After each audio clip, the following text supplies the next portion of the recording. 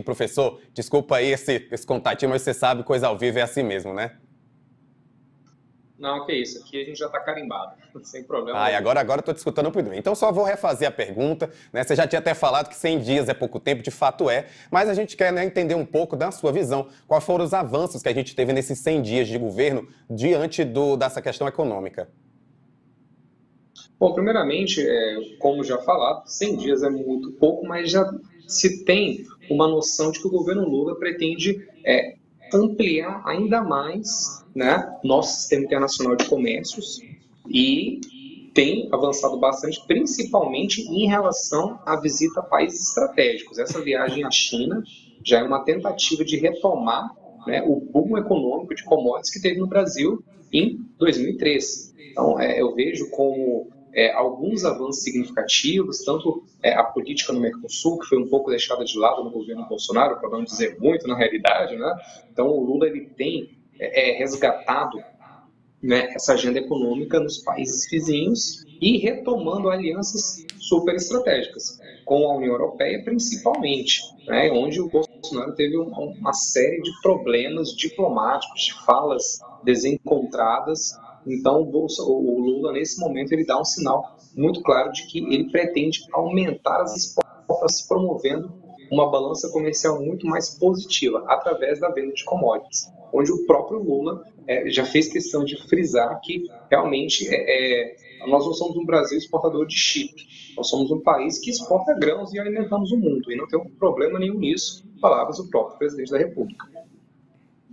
Até porque todo mundo precisa comer, né? Dá para fazer chip, precisa estar bem alimentado. E até agora o governo ele não Com teve um certeza. grande desafio aí no Congresso, ou seja, a base aliada não foi testada. O que é que a gente pode esperar dessa relação na hora das votações mais importantes, diante desses 100 dias que a gente viu aí de governo? Bom, aí o governo, como você mesmo disse, o governo ele não foi testado. Né? Acredito que nas primeiras votações tem assim, algum êxito, mas a tendência é que essa base ela vai se deteriorando ao longo do mandato. Isso é super normal. O grande problema é que o Lula já entrou num cenário muito complicado, tanto na Câmara quanto no Senado. E o passe, né, digamos assim, o ingresso, o ticket que o Centrão vai cobrar é alto. Então, apesar de já existir um bloco ali que está concorrendo, né, dando um pouco de sombra para o Arthur Lira, né, que é o blocão ali formado pelo MDB, alguns partidos, né, que tem uma certa força no parlamento. Tá?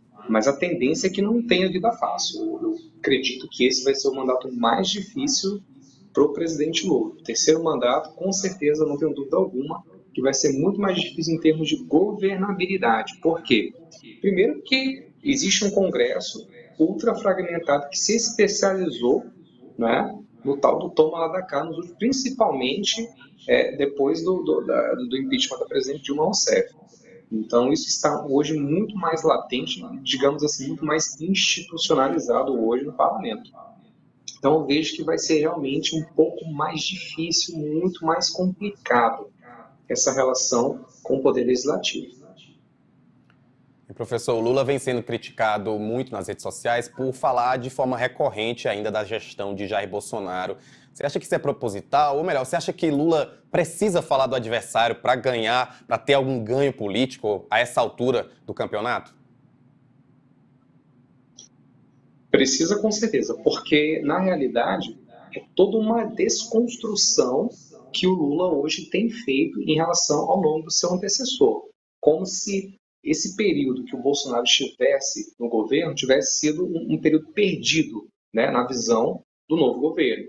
Então, não mais do que isso, o próprio presidente Lula ele foi muito atacado em outros momentos pelo ex-presidente. Então, acabou virando uma guerra de narrativa, só que nesse momento, o objetivo do Lula, que está muito cristalizado, é acabar de vez com o bolsonarismo em seu entorno, ou seja, enfraquecer esse bolsonarismo e, né, reativar, né, o PT na figura que eu vejo hoje mais próximo, que é do Fernando Haddad, para ser um possível sucessor. Mas para isso ele precisa enfraquecer, né, o clã dos Bolsonaros e o seu entorno. Então a estratégia politicamente eu acredito que é essa mesma.